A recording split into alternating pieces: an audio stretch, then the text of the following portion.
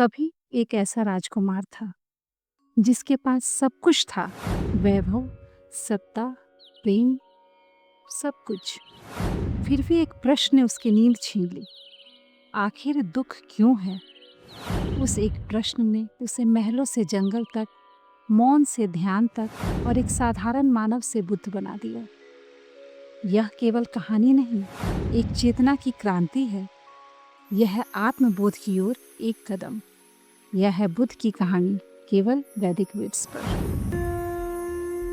आज की यह कथा उसी पवित्र शक्ति, वैराग्य पर आधारित है जिसके बल पर एक युवराज ने संसार के समस्त वैभव को ऐसे त्याग दिया कि वे एक पूज्य पुरुष हो गए।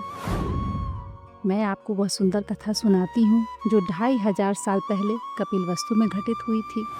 कपिलवस्तु राज्य के महाराज शुद्धोधन की महारानी महामाया ने एक दिन एक अजीब सा सपना देखा। वो एक कमलों से भरे तालाब में स्नान कर रही हैं। पास में हंस के जोड़े तैर रहे हैं। महारानी तालाब में कमर तक पानी में डूबी हुई हैं। उन्हें लगा कि एक सफ़ेद हाथी उनकी तरफ आया और आगे बढ़कर उन्हें प्रणाम करके उनकी गर्भ में समा गया। हमारे यहाँ आप सब जानते हैं कि स्वप्नों का अर्थ निकालने की भी परंपरा है। सुबह स्वप्न के विषय में उन्होंने महाराज को यह कहानी सुनाई तो उन्होंने उस समय के 4 प्रकांड पंडित ज्योतिषियों को बुलाया और स्वप्न के सार पर चर्चा करना शुरू कर दिया। 3 पंडित बोले कि महाराज, यह तो बड़ा शुभ स्वप्न है। इंद्रदेव का जो वाहन है वह ऐरावत है और महारानी ने एक सफ़ेद हाथी को देखा है, तो निश्चित रूप से एक महान युवराज आने वाला है। यही संकेत दिखाई पड़ता है। चौथा पंडित खामोश था। महाराज ने पूछा, आप मौन क्यों हैं पंडित जी? पंडित जी बोले, महाराज, मेरी बुद्धि के मुताबिक स्वप्न थोड़ा अलग है। यह हाथी जो महारानी ने स्वप्न में देखा है वह सफ़ेद रंग का है। आप पिता तो बनेंगे, युवराज भी आएंगे, लेकिन युवराज सम्राट नहीं बनेंगे। वो एक ऐसा पथ प्रदर्शक बनेंगे जो अपने श्वेत ज्ञान से पूरे संसार के अंधेरे को दूर कर देंगे। वो एक नया इतिहास रचेंगे। बात आई और गई हो गई। कुछ दिनों के बाद महारानी ने एक पुत्र को जन्म दिया और महाराज सचमुच एक बेटे के पिता बन गए। महाराज ने उस बच्चे का नाम सिद्धार्थ रखा। जब सिद्धार्थ की जन्म कुंडली बनवाने के लिए पंडित तथा ज्योतिषियों को पुनः बुलाया गया, ग्रहों की गणना की गई तो ज्योतिषी इस निष्कर्ष पर पहुंचे कि महाराज पुत्र तो बहुत यशस्वी होगा, किंतु कुंडली में एक समस्या है। कुंडली में राजयोग नहीं है। ज्योतिषियों ने कहा, राजयोग नहीं है, राजयोग से आगे की चीज है। यह बड़ा होकर राजाओं का राजा यानी सन्यासी बनेगा। राजा ऐसा सुनकर चिंतित हो गए। एक पिता का हृदय कचमचा गया। उन्होंने राज्य के सबसे बड़े ज्योतिष को बुलाकर पूछा कि कोई समाधान है क्या?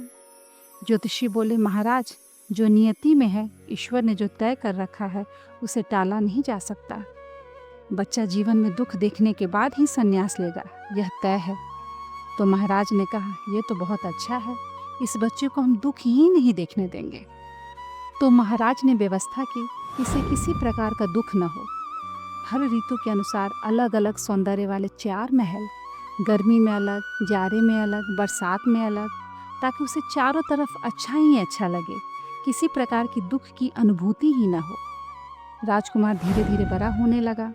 उनका विवाह हुआ और थोड़े दिन के बाद सिद्धार्थ को भी एक पुत्र की प्राप्ति हुई। भोग विलास में रमे सिद्धार्थ और उनके पिता महाराज शुद्धोधन अब निश्चिंत हो गए कि जीवन में अब कोई दुख ही नहीं, बच्चा अपने काम में लगा हुआ है। विलास में डूबे सिद्धार्थ ये समझते थे कि दुनिया इतनी ही खूबसूरत है, लेकिन नियति कहानी को अपने रास्ते पर ले जा रही थी। एक दिन युवराज सिद्धार्थ सुबह सुबह अचानक बिना किसी को बताए अपना रथ लेकर घूमने के लिए निकल पड़े। थोड़ा आगे गए तो एक शव यात्रा जा रही थी। कोई आदमी मर गया था। उन्हें समझ में नहीं आया कि लोग इतने विचलित क्यों हैं, रो क्यों रहे हैं। उन्होंने अपने साथी से पूछा कि भाई, ये कौन लोग हैं और इन्हें क्या हो गया है? तो साथी ने बताया, युवराज, जो व्यक्ति है उसका शव जा रहा है, उसकी मृत्यु हो गई है। सिद्धार्थ ने पूछा, मृत्यु क्यों हो गई है? तो सारथी ने कहा, महाराज, ऐसा ही होता है। बच्चा पैदा होता है, बड़ा होता है और अंततः मर जाता है। सिद्धार्थ को बड़ा आश्चर्य हुआ। वो बहुत दिन तक इस बात को सोचते रहे। एक दिन फिर वह रथ पर बैठकर निकले तो उन्हें एक सन्यासी दिखाई दिया। सन्यासी के चेहरे पर अपूर्व शांति थी। वैराग्य से आनंदित उस आकर्षक चेहरे को देखकर उन्होंने अपने साथ चल रहे लोगों से पूछा कि ये कौन है जो इतने आनंद में हैं, इतने प्रसन्न हैं? इनके पास तो कुछ भी नहीं, केवल एक वस्त्र है। उनके साथी ने कहा कि महाराज, ये सन्यासी है और जीवन का जो सारा आकर्षण है उससे काफ़ी दूर निकल आए हैं। भौतिक सुख सुविधाएं उन्होंने त्याग दी है, क्योंकि उनके पास कुछ भी नहीं है, इसीलिए इन्हें खोने का डर भी नहीं है और इसीलिए प्रसन्न है। सिद्धार्थ इन सब बातों पर विचार करते हुए फिर घर लौट आए, लेकिन नियति उनके वैराग्य की भूमिका रच रही थी। उनका मन जीवन के उद्देश्यों के बारे में सोचने लगा था, जीवन का अंत क्या है, और इस क्रम में उनके मन में एक सवाल आया। उन्होंने इस सवाल पर विचार किया, मन ही मन योजना बनाई। जब आधी रात सारी दुनिया सो रही थी, जब पृथ्वी आधे अंधेरे आधे उजाले में थी, जब अपने मन के आधे अधूरे संशय को मिटाकर राजकुमार सिद्धार्थ दबे पांव बिस्तर से उठे, उन्होंने एक दृष्टि अपनी सोती हुई पत्नी यशोधरा और उसके बगल में सोए अपने सोते बेटे राहुल की तरफ डाली और एक बड़े संकल्प के लिए, परिवार का मोह सब को छोड़कर लोक मंगल के लिए, पृथ्वी के लिए एक घने अंधेरे में घर से निकले। लेकिन अंधेरे से जो सफ़र शुरू हुआ वह खत्म हुआ रोशनी के उस रास्ते पर जहाँ बुद्ध धर्म और बौद्ध धर्म निकला। यह तो थी एक ऐतिहासिक कथा। इस कथा का सार क्या है? यह कथा वैराग्य की, त्याग की शक्ति बताती है। सच्चा सुख साधनों में नहीं, बल्कि सच्चा सुख तो साधना में है। मन की एक दिव्य शक्ति है जिसे प्राप्त करने के लिए तपस्या आवश्यक है। सोचिए कि सिद्धार्थ केवल एक राजा होते तो इतिहास के कहीं एक पन्ने के कोने पर शासकों के क्रम में उनका नाम लिखा होता। इसीलिए यह सदा याद रखिए कि जीवन में सर्वश्रेष्ठ उपलब्धियां तभी प्राप्त होती है जब आप अपनी निजी सुविधा, असुविधा, प्रेम, इन सब के दायरों से ऊपर उठकर इस विश्व के कल्याण के लिए, इस जगत के उत्थान के लिए कोई बड़ा संकल्प साधते हैं। तो आज की यह कथा आपको यह केवल यह सूचना देती है कि आपके पास जो है और आपने जो पाया है उससे ज़्यादा महत्वपूर्ण यह है कि आपने इस दुनिया को क्या लौटाया है। और इस तरह एक राजकुमार जिसने जीवन के हर सुख को देखा, अंततः उस शांति तक पहुंचा जिसे आज हम निर्वाण कहते हैं।